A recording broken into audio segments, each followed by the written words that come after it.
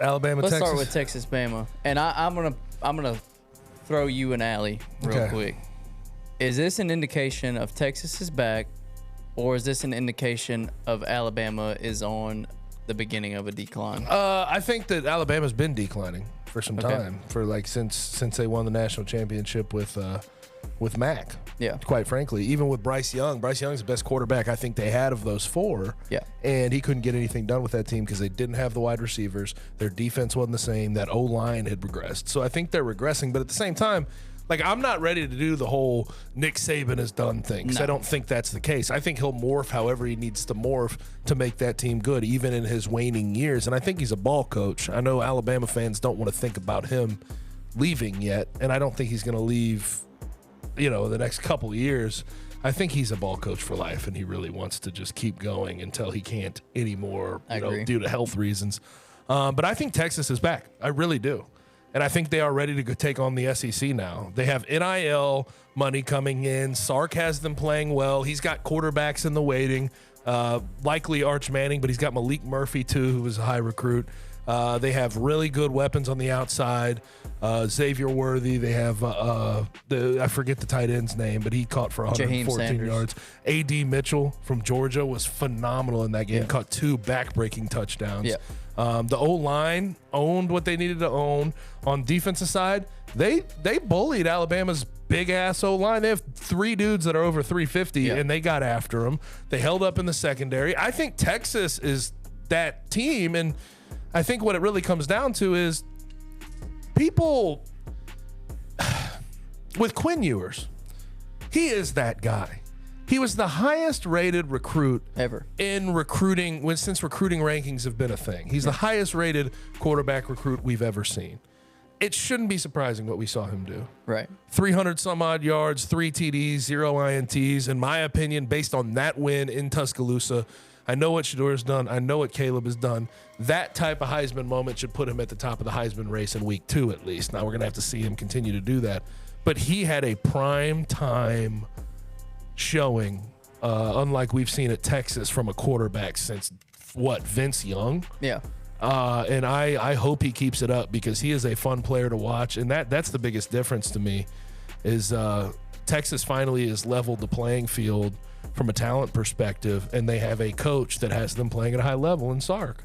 Well, so I think it more, to answer your question, if we're going Alabama is declining at a heavy rate or Texas is back, I think both can be true at the same time. I think I would lean more to the Texas is back train than Alabama's going off the deep end and they're done. You know what I mean?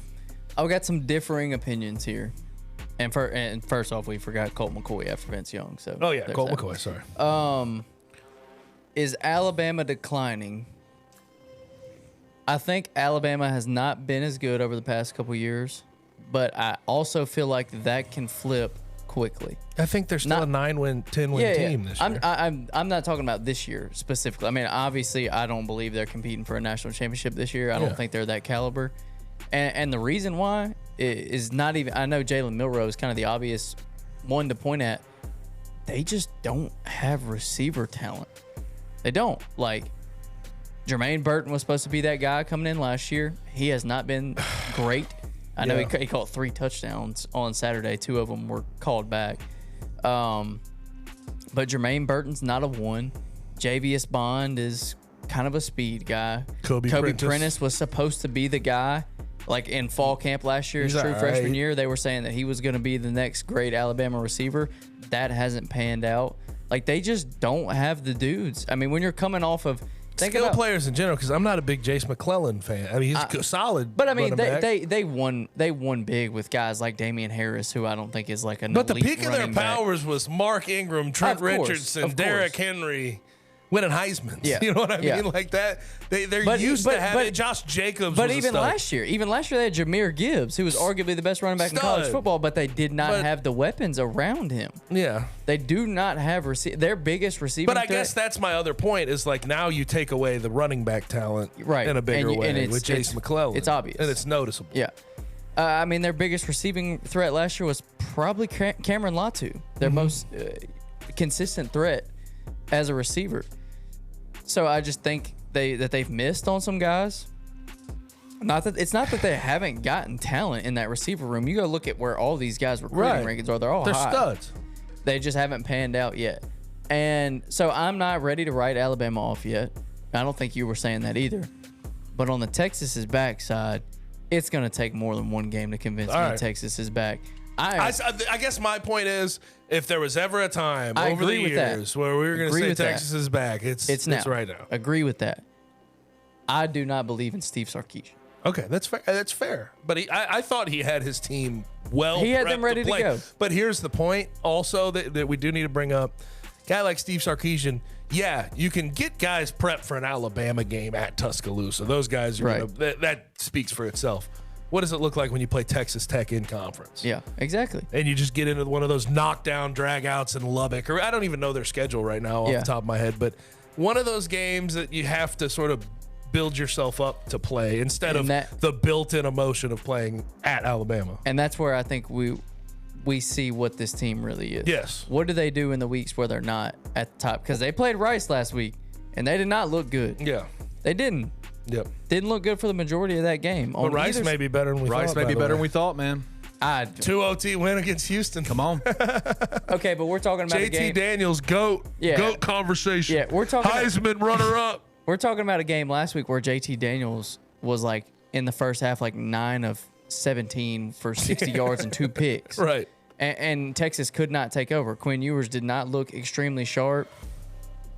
And I'm still not sold on Quinn Ewers. I'm not going to be sold. I know the talent is there, but I'm not going to be sold on Quinn Ewers until he does it consistently. Yeah, no, that's what college football playoff. That's what national championship teams do. Is week in, week out, you just find a way to win, and most weeks find a way to dominate. But even like a team like Georgia had issues with that last year. They almost lost to Mizzou at Mizzou. Right. So it's hard to do no matter what to keep that same energy every single week. But if they just stack a bunch of wins on top of each other throughout Big 12 play, then Texas is back. Yeah, I mean, it can happen. It can absolutely happen. I'll just believe when I see it. Because like you said, Adonai Mitchell, Xavier Worthy, Jaheim Sanders. What's the other receiver's name? Is it Jordan Is it Whittingham or Whittemore? Whittingham. Yeah, I feel like he's been there for 37 years.